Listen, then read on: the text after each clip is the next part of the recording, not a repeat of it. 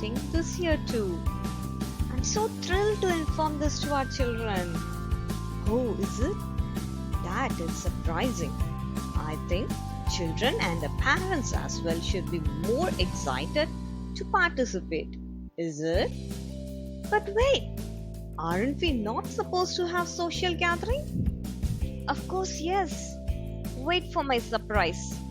It's time for my session to start. Good morning, children.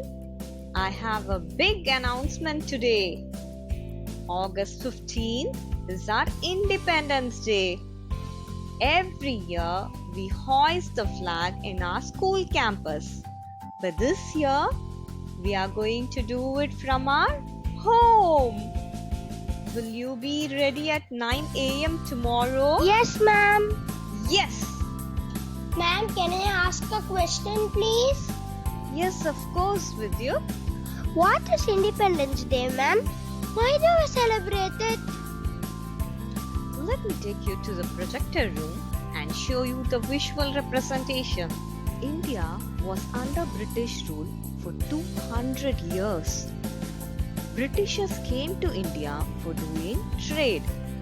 But slowly they started occupying many parts of India and started ruling us. Several people fought with them to get our country independent. Finally, they declared India to be independent on 15th August 1947. So every year, our Prime Minister hoists the flag in the Red Fort, New Delhi. Red? What, ma'am? This is Red Fort. Mughal emperors ruled us before Britishers.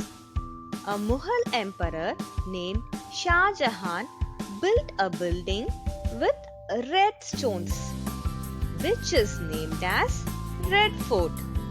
Every year, our Prime Minister hoists the flag here. Wow, thank you, ma'am. Hey, I forgot to say, the national anthem will be played during the flag hoist on 15th August. So you should all stand in attention at your respective places in your home until the song is completed. What is national anthem, ma'am? Good question, Sanju. It's a patriotic song of every country that underlines the importance of the country. Rabindranath Tagore is the author of the song. But why we should stand for the song? How long we should stand? Not for very long, my child. The full song of national anthem is approximately 52 seconds. So, we should all stand to pay tribute to our country. Okay? Ma'am, who named this country as India? India got its name in the 17th century after the Indus Valley civilization. But who found India? Vasco da Gama is a person who came to Calicut in the 14th century and found this place, India. Children, does any of you know where is Calicut? Ma'am, I am from Calicut. Calicut is a part of Kerala. Since you're all so interested to know about India, I will also give you some information about our flag. Tell me, why does every country have its own flag? For us to identify the countries. Maybe, but it also means that we are all free in the country and no other country rules us. Okay, now tell me the colors of the flag in the order from top to bottom. Orange, white and green. Good try, Arjun. But the first color is called saffron, though it is similar to orange.